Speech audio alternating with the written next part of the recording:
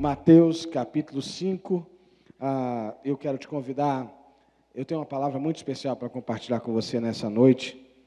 Eu tenho certeza que vai marcar a sua vida, tenho certeza que vai marcar o seu coração, porque marcou a minha, e a palavra de Deus, ela tem sempre esse poder de marcar as nossas vidas. Então, abra a sua Bíblia, Evangelho de Mateus, capítulo 5, nós vamos ler a partir do verso 1, amém? Amém, irmão? Você pode ficar em pé um pouquinho, já tem um tempão que você está sentado. Vamos ler juntos. Mateus 5 diz assim: Vendo Jesus as multidões, subiu ao monte e, como se assentasse, aproximaram-se os seus discípulos, e ele passou a ensiná-los, dizendo: Bem-aventurados os humildes de espírito, porque deles é o reino dos céus. Bem-aventurados os que choram, porque serão consolados. Bem-aventurados os mansos, porque herdarão a terra. E bem-aventurados os que têm fome e sede de justiça, porque serão fartos. Bem-aventurados os misericordiosos, porque alcançarão misericórdia. Bem-aventurados os limpos de coração, porque verão a Deus. Bem-aventurados os pacificadores, porque serão chamados filhos de Deus. Bem-aventurados os perseguidos por causa da justiça, porque deles é o reino dos céus. Bem-aventurados sois vós, quando por minha causa vos injuriarem, vos perseguirem, e mentindo disserem todo mal contra vós. Regozijai-vos e exultai, porque é grande o vosso galardão no céu, porque assim perseguiram os profetas que viveram antes de vós. Vós, pois, vós sois o sal da terra. Ora, se o sal vier a ser insípido, como lhe restaurar o sabor? Para nada mais presta, senão para lançado fora, ser pisado pelos homens. Vós sois a luz do mundo. Não se pode esconder a cidade edificada sobre um monte, nem se acende uma candeia para colocá-la debaixo do alqueire, mas no velador, e alumia a todos que se encontram na casa. Assim brilhe também a vossa luz diante dos homens, para que vejam as vossas boas obras e glorifiquem o vosso Pai que está nos céus. Senhor, que pela Tua misericórdia o Senhor fale no nosso coração nessa noite, em nome de Jesus. Amém. Amém.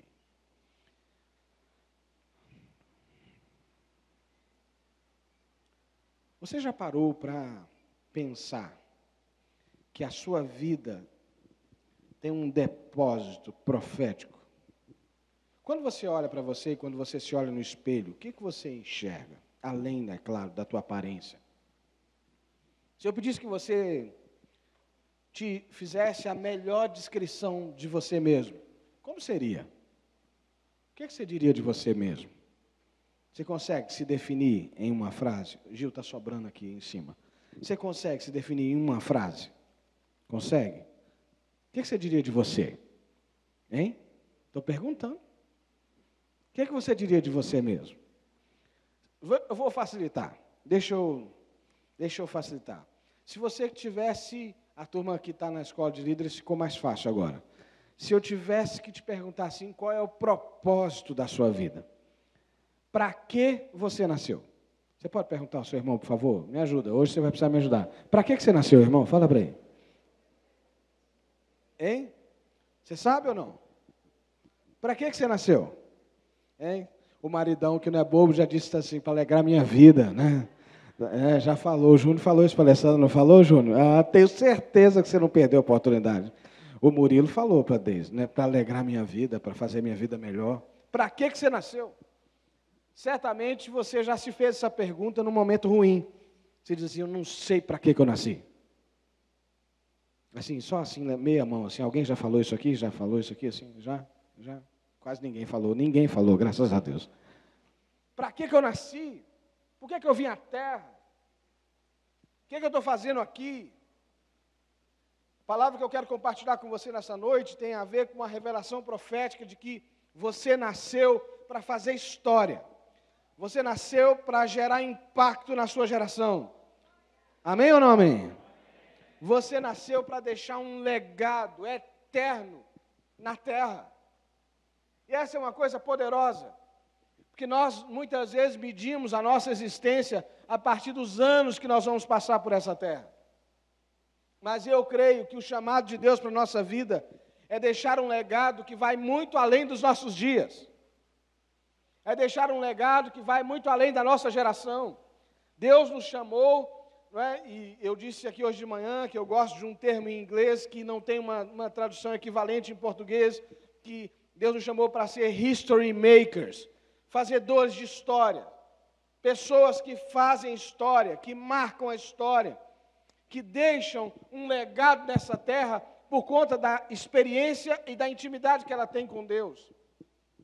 Mas é interessante que, e eu creio, Deus tem um propósito santo para todas as pessoas.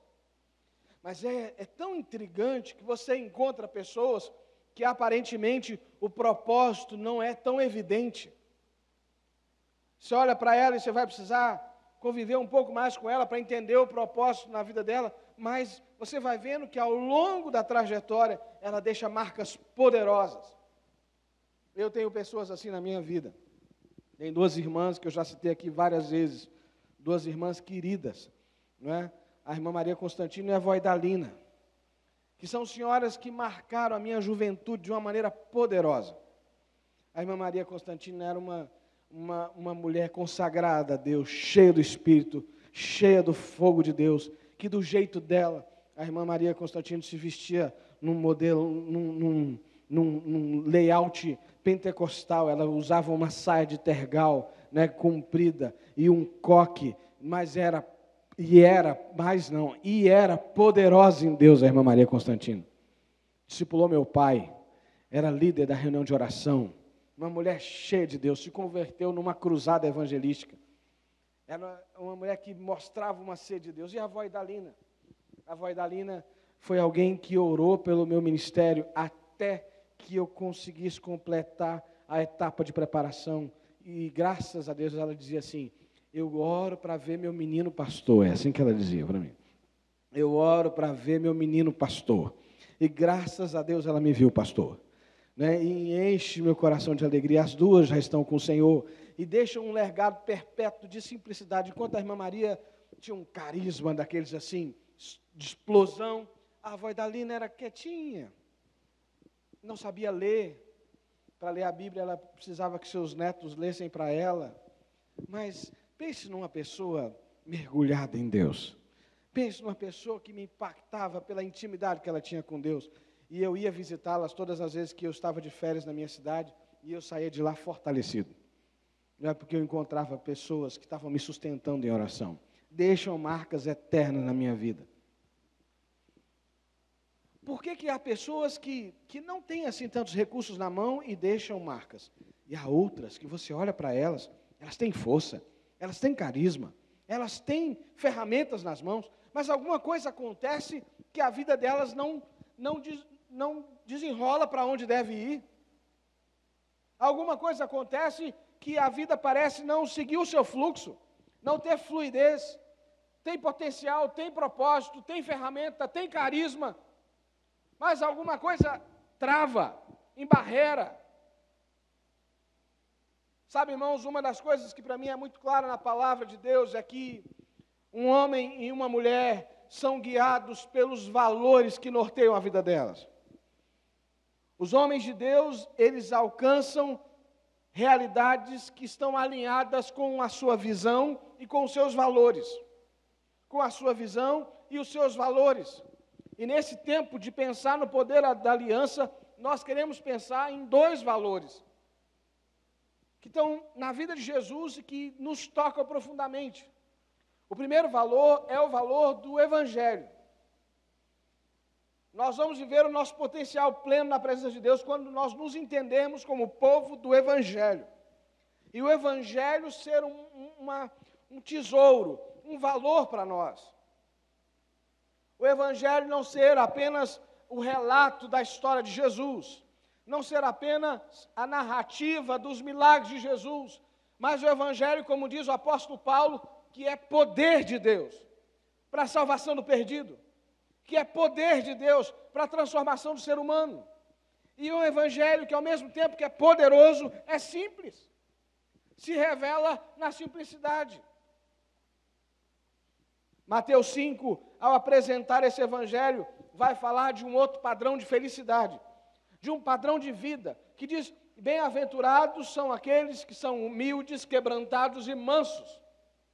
O povo que tem o evangelho como valor para a sua vida, como precioso para a sua vida, é um povo humilde, quebrantado e manso. Você pode falar comigo? Humilde, quebrantado e manso. Você conhece alguém humilde? Não é? O irmão do lado está falando assim, está olhando para ele. Ele orgulha da humildade dele. Você conhece alguém humilde? Humilde é alguém que já caminhou bastante para saber que a verdadeira sabedoria consiste em reconhecer que não sabe. Que a verdadeira sabedoria consiste em estar pronto a aprender, a crescer. Irmãos, definitivamente, as pessoas que mais crescem na presença de Deus e que mais frutificam não são as mais talentosas, não são as mais carismáticas, não são as mais equipadas, são as mais humildes. É impressionante como tem gente cheia de talento, cheia de possibilidade, mas arrogante. E não avança, porque no reino de Deus não dá, é como água e óleo, não mistura. A arrogância parece mais com Satanás e com seus anjos. Arrogância e altivez é sinal de ignorância, de visão pequena. Porque quem anda com Jesus de Nazaré, com o Todo-Poderoso, que se fez gente, que se fez pequeno, que se fez frágil, que se fez simples, não tem como pender para a arrogância. Quem anda com Jesus de Nazaré precisa de uma atitude humilde e simples. Precisa de uma atitude de quebrantamento. Humilde é quem está pronto a aprender e quebrantado é quem é sensível. Eu ia pedir para você beliscar o irmão, mas pode não dar certo, né? O irmão não pode não gostar. Talvez você mesmo se belisca aí, não é? E você vai ver que você é sensível. Tem uma enfermidade que me foge agora o nome, os irmãos vão me ajudar a lembrar, que você perde a sensibilidade. Hanseníase, né? Que você coloca a mão sobre o fogo e não percebe que é fogo, você coloca sobre o gelo e não percebe que é gelo. É natural da vida que sejamos sensíveis. E eu fico muito temeroso com crentes superpoderosos, que não são sensíveis a nada, e nem a sua própria realidade, nem a dor do outro. O povo que faz história, o povo que transforma história, é um povo humilde, porque está pronto para aprender, mas é um povo quebrantado, é um povo de coração quebrantado, é um povo que sente a dor do outro, que é sensível e percebe o amor de Deus, o sentimento de Deus pela sua própria vida e pela vida dos outros. Eu não sei você, mas eu muitas vezes já me senti e me sinto constantemente constrangido com o amor de Deus pela minha vida. Você se sente constrangido pelo amor de Deus pela sua vida? Amém ou não amém? Você se sente assim ou não? Amém? Você se sente envolvido por esse amor te constrange? Não é verdade? Humilde, quebrantado e manso. Me ajuda, pergunta a pessoa que está do lado assim, você é manso? Hein? Responde aí. Pergunta aí, você é manso? Hein? É manso ou não? Quem se acha manso aqui? Manso. Meu Deus, o restante é tudo bravo? Eu acho que eu tenho que pregar mais aqui. É isso mesmo? O restante é todo mundo bravo? Misericórdia, hein? A pessoa, se eu mandasse o outro te beliscar, ia dar ruim, não é verdade? Por que você acha que você é bravo? Porque você se sente, às vezes, intolerante com o outro, é isso? Você fica nervoso. Quem pega pilha rapidinho aqui? Deixa eu ver. Quem não tem estupim mais? Não tem estupim. Não tem... que não tem estupim. Acendeu, já está explodindo. Tem alguém assim? Graças a Deus, ninguém, não é verdade? Parece que não, irmãos, mas essa onda de intolerância, de raiva que a gente vive nos nossos dias, tem a ver com um senso de arrogância que está muito presente nos dias de hoje. Tem a ver de como a sociedade nos toca. A soberbeza, se é que eu posso dizer assim, a falta de mansidão combina com o espírito arrogante. Mas o espírito humilde e quebrantado vai caminhar para o temperamento e o caráter de Jesus, que é manso. Jesus diz assim: aprendei de mim, porque eu sou manso e humilde de coração. A gente fica bravo e nervoso, porque a gente tem a pretensão de ter resposta para todas as coisas. A gente tem a pretensão de resolver todos os problemas. A gente tem a pretensão de ter solução para todas as coisas. Uma coisa boa de amadurecer é que a gente descobre que tem coisas para as quais nós nunca vamos ter resposta. Uma coisa boa de amadurecer é saber que talvez eu vou ter que conviver com algumas coisas que eu não goste muito, mas é possível ainda continuar vivendo. Sabe, irmãos, o povo que muda o mundo, o povo que muda a história, é um povo humilde, quebrantado e manso. E mais do que isso, é um povo que tem fome de Deus. O povo do Evangelho é um povo que tem fome de Deus. O texto diz aí: bem-aventurados os que têm fome e sede de justiça. Põe aí para mim, Cristiano, a imagem do jejum. Nós estamos desafiando a igreja, a partir de amanhã, entrar numa trajetória de 40 dias de jejum. Amém, irmãos? Tem gente que ficou feliz, já deu um glória a Deus aí. Hein? 40 dias de jejum, sabe por quê? Nós vamos jejuar de amanhã até o dia da paixão. E é claro que cada um pode definir de que forma você vai jejuar, mas nós queremos ser uma igreja que tem fome do que mais do que comida. Amém, irmãos, ou não? E eu creio que Deus vai fazer coisas poderosas nesses 40 dias. Porque Deus quer levantar um povo que tem fome pela manifestação dEle. Sabe por que a Bíblia fala? Pode deixar aí, viu, Cristiano? Sabe por que a Bíblia fala que a gente precisa jejuar, que a gente precisa orar? Eu estava dando uma olhada num livro que a Cissa me deu uns dias atrás, que fala sobre jejum, exatamente isso. Nós precisamos de uma fome que seja mais do que comida. Tem crente que fica satisfeito com comida. Deu comida, pronto, acabou a raiva, acabou tudo. Vocês conhecem alguém assim? Lá, não, né? Ninguém é assim. Tem alguém assim que fica com fome, começa a ficar nervoso, e aí põe um prato de comida na frente e resolve todos os problemas? Você já falou para alguém assim: irmão, o seu mal é fome? Já falou para ele? Já falou? Né? Na época da adolescência, isso é uma coisa muito séria, né? O problema é que tem hora que a adolescência não passa. E a gente continua com muita fome. Sabe, irmãos, nós precisamos desenvolver uma espiritualidade que vai além dos desejos naturais de comer, beber, se vestir, se arrumar, prosperar. O povo do Evangelho, o povo que faz história, o povo que muda a história, é um povo que tem fome de Deus. A igreja primitiva viveu uma época muito interessante, que logo depois da conversão de Constantino, no quarto século, quando, de repente, por decreto do imperador, todo mundo virou cristão. Todo mundo virou cristão, por decreto. Uma coisa assim, automática. E os cristãos que até ali experimentavam perseguição, agora viam a igreja se adornar de muitas coisas que não tinham nada a ver com a vida genuína de Cristo. E nessa época surgiu um povo, uns moços, chamados de pais do deserto. Eles entendiam que não estava certo. Ser cristão não era aquilo. Eles tinham sido forjados na perseguição. Eles tinham sido forjados no martírio. Então os caras foram literalmente para os desertos. Os caras se isolaram do mundo, e eu não estou dizendo que eles estavam absolutamente certos, não é isso que eu estou dizendo. Mas eles não se conformaram com uma sociedade que se satisfez com um pouco. E ficavam lá, largados no deserto, buscando por Deus, buscando por revelação.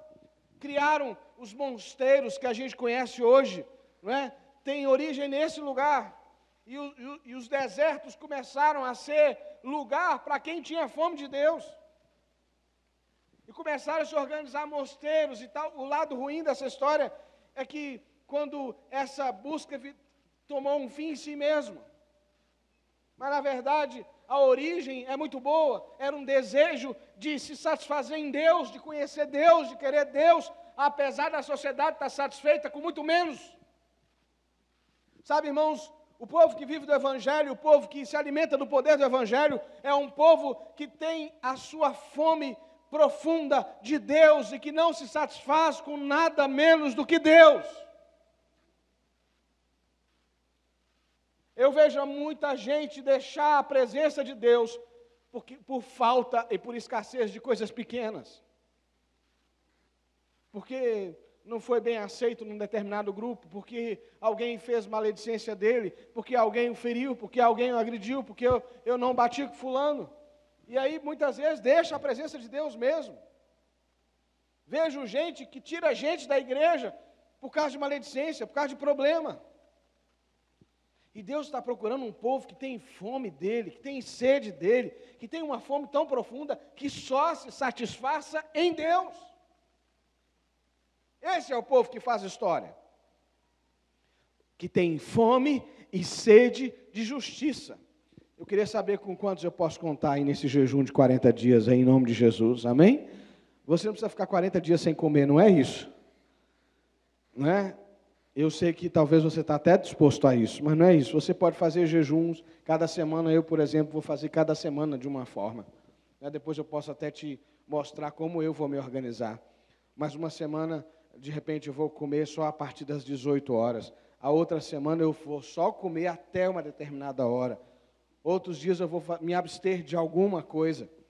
Então eu posso dar uma sugestão aí pelos grupos de WhatsApp, que a Bíblia diz que o jejum tem que ser secreto, para não ficar parecendo que o pastor está fazendo propaganda do jejum dele, né? Mas só para te dar uma sugestão, posso te fazer algumas sugestões, mas a ideia é que nesses 40 dias a gente diga assim: Jesus, eu tenho uma fome tão profunda, eu tenho uma sede tão profunda, eu quero a tua presença, eu quero a tua força, para que através da minha vida outras vidas sejam alcançadas para o Senhor.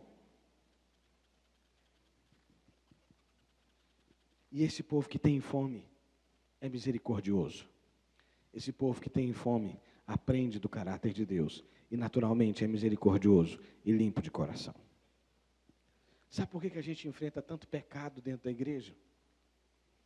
Sabe por que mesmo adorando, levantando a mão, a gente continua uma vida de pecado?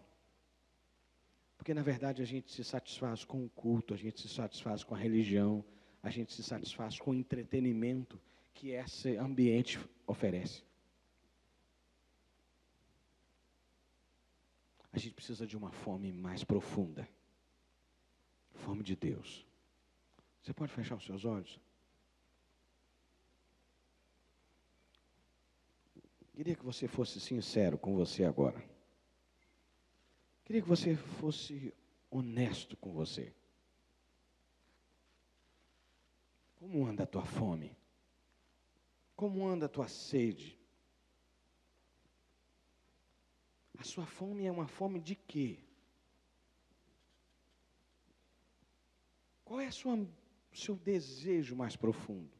Qual é a sua busca mais intensa? Você tem fome de quê? A Bíblia diz que bem-aventurados os que têm fome e sede de justiça, porque serão fartos. Deus tem tanta coisa para dar mais para a gente, mas a gente já está satisfeito.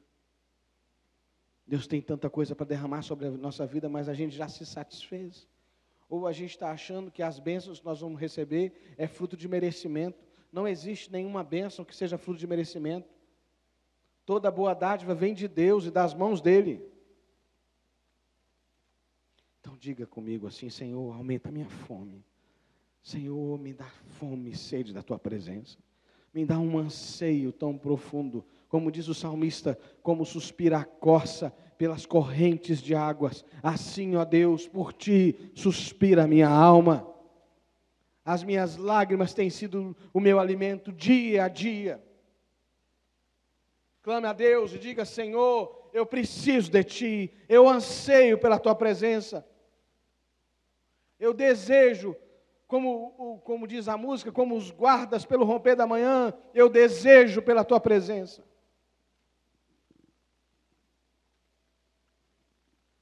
Uma das coisas que Deus abomina é a idolatria.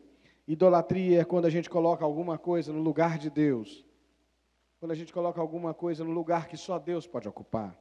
E por fim, Jesus diz assim, diga assim comigo, em nome de Jesus. Amém. Por fim, o texto diz assim, bem-aventurados os limpos de coração, porque verão a Deus. Bem-aventurados, versículo 10, os perseguidos por causa da justiça, porque deles é o reino dos céus. Sabe, irmãos, o povo que marca a história, o povo que faz história, é um povo que é marcado pela marca do reino, pelo reino de Deus. O povo que entendeu que a vida com Deus é mais do que religião, é mais do que vir ao culto, é mais do que cantar uns hinos legais, é mais do que levantar a mão e sentir alguns arrepios. O reino de Deus tem a ver com a manifestação de Deus nessa terra. O reino de Deus tem a ver com trazer Deus à terra.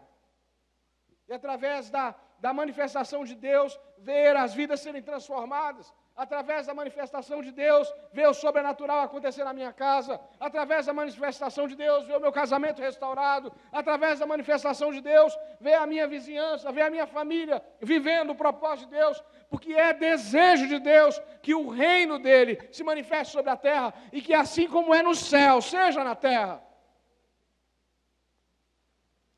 Faz sentido o que eu estou falando para você? Faz sentido? Você entende o que eu estou dizendo? É mais do que Deus trabalhando a meu serviço, a meu favor, para que os meus desejos se realizem. Sou eu me conectando a um propósito maior e dizendo, venha o teu reino, Senhor, e seja feita a tua vontade, assim na terra como no céu. Você sabia que Deus tem um plano para você? Você sabia que no projeto, no plano estratégico de Deus, você é essencial? Há coisas que Deus entregou para você e que só você vai poder fazer. Os adolescentes me convidaram para falar sobre predestinação e soberania de Deus. Posso responder vocês, vou lá, mas posso responder vocês assim, muito simples. Deus chamou todos para a salvação, mas nos deu a liberdade de escolha. A predestinação para a salvação é para todos, todos foram predestinados à salvação, mas Deus é tão amoroso que Ele não pode impor o seu amor a ninguém. Por isso que depende da nossa resposta. Então, nesse sentido, com todo respeito a quem acredita, nós não acreditamos que uns foram predestinados para a salvação e outros foram predestinados para a perdição. Mas há uma predestinação que nós acreditamos. Nós acreditamos que Deus estabeleceu um destino profético, um propósito profético para cada um. E isso é intransferível.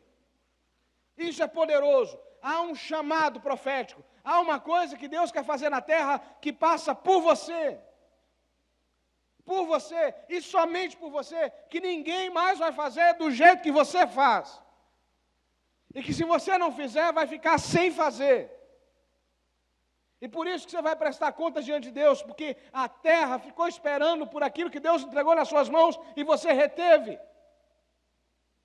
Mas eu só consigo viver o propósito profético quando eu me alinho a essa realidade que é maior do que eu e vivo o plano do reino de Deus. E eu me vejo no meu trabalho, na minha escola, no meu lugar, na minha família, onde eu estou, dizendo assim, eu estou aqui como agente do reino de Deus. Entende? Eu venho para o louvor e eu canto como agente do reino de Deus. Eu trabalho na minha empresa e eu atendo como agente do reino de Deus. Eu sou médico, eu sou psicólogo, eu sou advogado, eu sou comerciante, mas eu sou, na verdade, um agente do reino de Deus. É isso que eu sou, essa é a minha verdadeira identidade. Eu estou orando para que o céu se manifeste na terra. Amém, irmãos? E quando que essas coisas começam a acontecer? Quando o segundo valor se estabelece sobre a nossa vida. O primeiro é que nós somos o povo do Evangelho, certo? Quem é povo do Evangelho aqui? Da boa notícia? Então fala com o teu irmão assim, não me conta notícia ruim não, fala com ele. Não me conta notícia ruim. Notícia ruim tem perna, anda sozinho. Você já viu que notícia ruim anda sozinho? Não é? Já viu? Notícia ruim chega rápido. Ela anda sozinha, ela acha quem leva. A notícia boa depende, eu não vou dizer que notícia boa é sem perna, porque não seria boa analogia, mas a notícia boa, ela depende de vida, ela é transmitida por vida. Para eu conseguir contar uma notícia boa, eu preciso me envolver com essa notícia.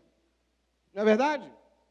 Você já viu alguém, uma esposa, dando notícia para o marido dizendo assim, e ela está feliz com isso. Meu bem, nós estamos grávidos. Se ela estiver feliz, não vai ser assim. Não é verdade? Olha, nós fomos sorteados, fomos premiados, ganhamos uma viagem de férias num hotel dos melhores para a gente passar uma semana. O que você acha disso? Você gostou? É assim que você dá uma boa notícia? A boa notícia primeiro toca você. A boa notícia te enche de alegria. E você diz, olha, eu tenho uma excelente notícia para te dar.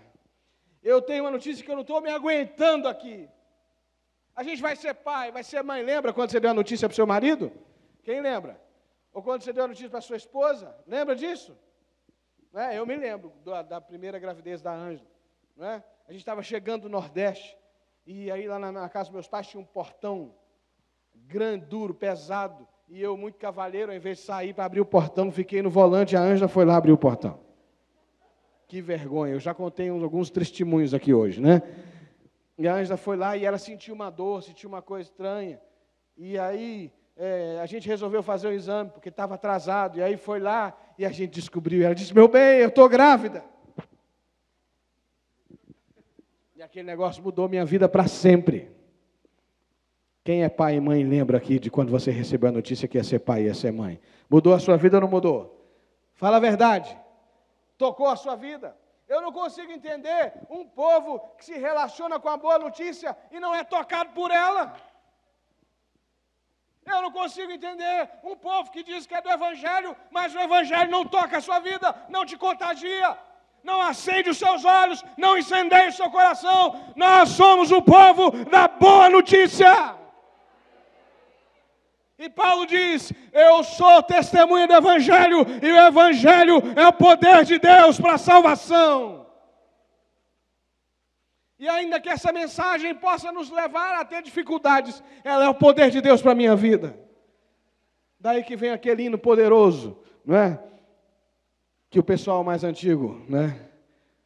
Pessoal, a Cissa não é antiga, a Cissa é nova, né? Se eu amo. Vamos, todo mundo pode cantar.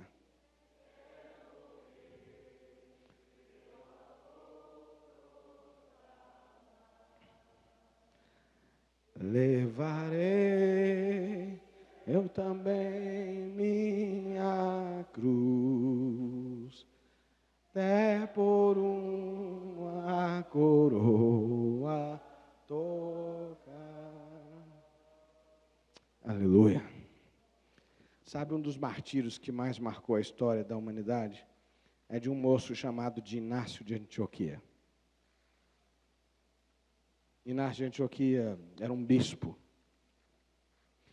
E uma das estratégias que o império achou para prender e matar cristãos era levá-los até o imperador.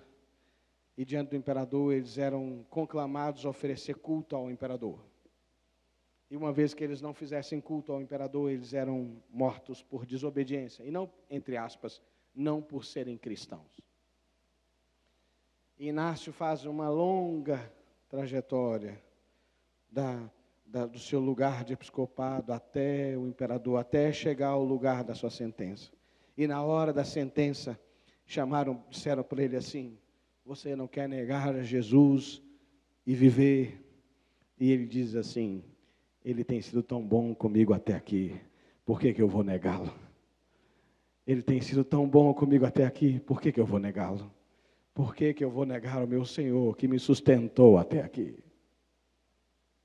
Sabe, irmãos, eu vejo crentes negando Jesus e o poder do Evangelho por coisas tão pequenas. Porque, na verdade, a Bíblia diz, errais por não conhecer as Escrituras e nem o poder de Deus. Quando a gente é afetado pelo poder do Evangelho, a nossa vida é transformada por Ele e nós temos uma boa notícia para contar. Amém ou não? O segundo valor tem a ver com esse conceito de ser um povo que muda a história. É interessante que a religião nos veste de uma falsa humildade, de uma falsa modéstia, onde a gente, de alguma maneira, rejeita essa pretensão de poder. A gente não tem dificuldade com a arrogância que me faz sentir grande e poderoso. Mas a gente tem muita dificuldade com a declaração que você pode mudar o mundo. Que você pode mudar a história. Que você pode fazer sem dizer, eu não, pastor. Deus precisa levantar outra pessoa. E parece humilde isso. Não, eu não dou conta, eu não sou capaz, eu não consigo. Mas, na verdade, esse é o propósito geral de Deus para todo crente. Todo crente foi chamado para transformar a história. Quando os discípulos de Paulo chegam a Tessalônica, o que eles dizem? Dizem assim, aqueles que têm transtornado o mundo chegaram até aqui. Um bando de pescadores, fazedores de tenda, gente de vida muito simples, sacudiu o mundo da sua época, porque eles creram nesse negócio. Eles receberam a palavra de Deus que disse assim, vocês vão receber poder ao descer sobre vocês o Espírito Santo, e serão minhas testemunhas na Judéia, na Samaria e até os confins da terra. A terra vai ser sacudida pela vida de vocês. E parece conveniente para a gente, irmãos, declinar desse chamado, declinar. Não, pastor, eu posso dar uma ajuda à igreja, eu posso ajudar com isso, posso ajudar com aquilo. Não, Deus não precisa da nossa ajuda, Deus precisa da nossa vida. Porque a sua vida é poderosa em Deus para mudar o mundo. E quando eu digo que Deus precisa da sua vida, não é que Deus precisa da sua vida aqui na igreja, não é que Deus precisa da sua vida num trabalho, no ministério, não. O ministério cada um doa de acordo com aquilo que vive, que sente, que discerne. Mas a sua vida é para ser doada na vida. É vida na vida. Onde você trabalha? Onde você mora? Quem é a sua família? Você foi chamado para mudar essa história. Você não pode se acomodar com uma vida medíocre. Você não pode se acomodar com nada menos que Deus sonhou para você.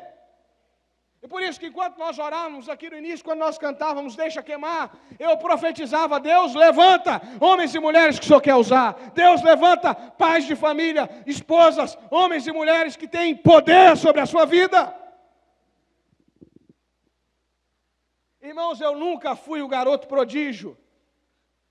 Eu nunca fui o destaque de coisa nenhuma. Eu sou filho de uma família pobre.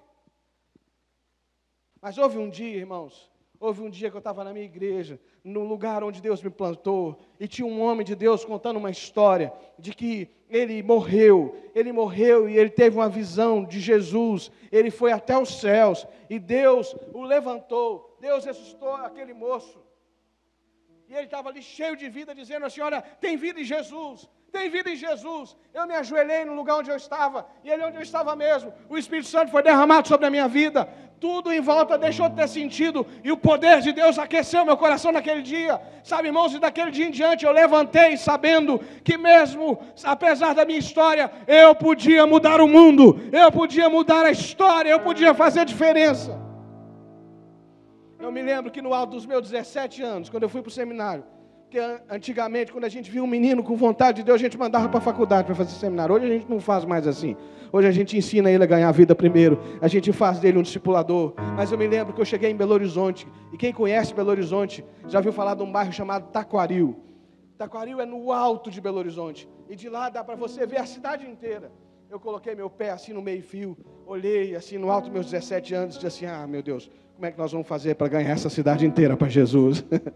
Belo Horizonte parecia pequeno para mim, porque o Espírito Santo de Deus tinha enchido meu coração. E ainda hoje eu continuo crendo que Deus está levantando uma geração que vai sacudir o Brasil. Ainda hoje eu continuo crendo que Deus está levantando uma geração que vai sacudir Petrópolis. Eu não estou preocupado em encher templo, eu estou preocupado em fazer de você uma testemunha poderosa do amor de Deus. E por isso que eu cheguei aqui hoje para o culto muito animado, porque eu comecei uma nova turma de líderes, de escola de líderes. E quando eu olho para eles, eu vejo Deus levantando homens e mulheres, jovens, que vão fazer diferença na vida dos outros. Um povo que assumiu a identidade de sal e de luz. Sal e de luz, que tempera e direciona, que tempera e dá vida, que preserva. Você sabia que o sal, uma das razões que quando a gente está com a pressão baixa a gente toma sal, porque o sal é um estimulante muscular, ele faz o coração bater mais forte, Deus está esperando que você seja derramado sobre essa terra, para que a terra pulse no ritmo certo. Mas você precisa se assumir como sal da terra e luz do mundo. E você precisa acreditar que sobre a sua vida há um propósito profético. Talvez você vai chegar ao final dos cultos e vai dizer assim: o pastor está empolgado hoje. E fica só nisso. Mas talvez você vai decidir que você será um desses que muda a história e que faz diferença. E a boa notícia é que não tem idade para isso. Não tem tempo para começar. Hoje é o dia, hoje é a hora, agora é a hora.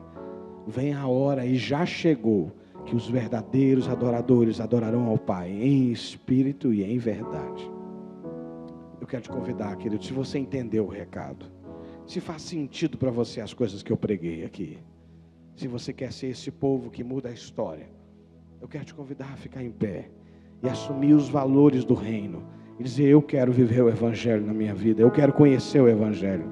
E você pode sair do seu lugar e vir até o altar e dizer: eu quero viver o poder de Deus, eu quero assimilar essa cultura do reino, eu quero viver essa cultura do reino. Vem, querido, vem ao altar em nome de Jesus. Cissa, vem cá, filha. Vem ao altar em nome de Jesus. Venha, querido, venha com fé. Venha dizendo assim: eu quero viver, eu quero ser sal e luz. Eu quero assumir aquilo que Deus preparou para a minha vida. Você que está na galeria também pode vir.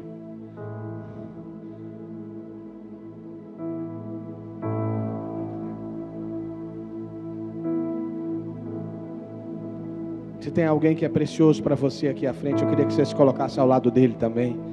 E aí você pega carona na fome dele, pega carona no desejo dele de vida. Tu és bem-vindo aqui em nosso coração. Toma direção, Deus, fogo consumidor. Impedimentos, vem face a face, Senhor. Sopra em nós, Espírito, te queremos, Deus. Sopra em nós, Espírito, te queremos, Deus. Oh, Santo Deus. Ah, Senhor, obrigada. Obrigada por essa palavra. Nós te pedimos, a Deus, e te entregamos o nosso coração, abrimos espaço agora para que essa palavra venha frutificar no nosso coração. Nós queremos, ó Pai, viver essa vida. Queremos ter uma vida intensa na Tua presença. Queremos viver, Senhor, tudo isso que o Senhor tem, o Teu plano para a nossa vida. Nós queremos realizar tudo que o Senhor sonhou, tudo aquilo que o Senhor determinou para as nossas vidas. É isso que queremos, Pai. Nós abrimos mão, ao vir esse altar, a vir aqui à frente, nós abrimos mão das nossas próprias vontades e entregamos a nossa vida. Queremos te entregar tudo, Senhor, o nosso corpo, a nossa alma, o nosso espírito, os nossos sonhos, os nossos projetos. Entregamos aqui no teu altar, porque nós queremos ter uma vida sobrenatural. Nós sabemos que há um propósito. Hoje nós entendemos perfeitamente que o Senhor nos ama, que o Senhor tem um propósito e que não há nada que possa impedir. Só a nossa própria vontade pode impedir, e nós entregamos agora a nossa vontade no teu altar. Queremos ser uma igreja forte, uma igreja poderosa. Queremos ser um corpo vivo, um corpo que testemunha, que vive todos os dias, que vive todo momento a tua palavra, que vive todo o teu poder, Senhor. Senhor. Nós queremos te conhecer profundamente e queremos manifestar o teu poder. Queremos ser, Senhor, canal de poder, canal de vida. Queremos levar vida, queremos levantar o povo onde estivermos, Senhor. Que haja, Senhor amado, uma movimentação dos céus. Onde houver um de nós, que os céus se movam, ó Deus, e que as portas se abram para que a salvação seja estendida. Onde estivermos, que esteja ali o teu reino. Nós renunciamos agora todo o nosso eu, entregamos todos os nossos medos, porque nós não somos nada, não temos nada, mas temos o Senhor, e o Senhor tem toda a força, tem todo o poder em ti, ó Deus. Nós podemos fazer proezas, podemos fazer coisas grandes, podemos viver o que Jesus viveu aqui na terra, podemos ser a tua presença, podemos refletir o teu amor. Então, Senhor, nos consagramos aqui nesse altar.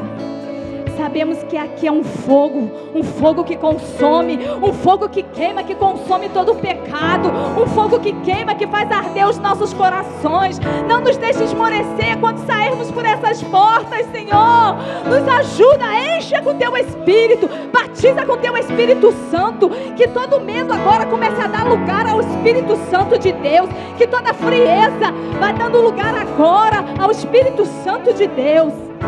Que os dons de Deus comecem a se manifestar na nossa vida. Nós tomamos posse. Senhor, nós te pedimos, ó Pai, coloca a mão no seu coração um momento, uma atitude de fé, entregando o seu coração. Ó Deus, nós, por livre e espontânea vontade, Pai, entregamos o nosso coração, que representa todos os nossos sentimentos. Nós te entregamos, Pai. Nós declaramos que te amamos.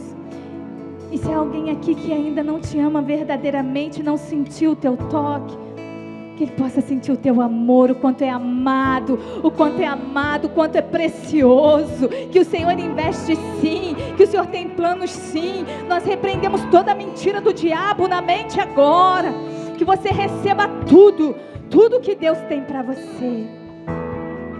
Senhor, em nome de Jesus, fique à vontade. Espírito Santo, tu tens liberdade. Seja livre nessa igreja, seja livre na nossa casa, na nossa vida, para cumprir os teus propósitos. Nós nos arrependemos, te pedimos perdão das vezes que somos tão metidos, achamos que sabemos tudo, mas, Senhor, nós nos quebrantamos diante de ti. Nos perdoa, nos limpa, nos sara, muda a nossa vida a cada dia, Senhor.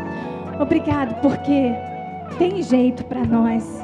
Por pior que sejamos, tem jeito para nós, porque o Senhor acredita e nós somos teus filhos, filhos parecidos com o Pai.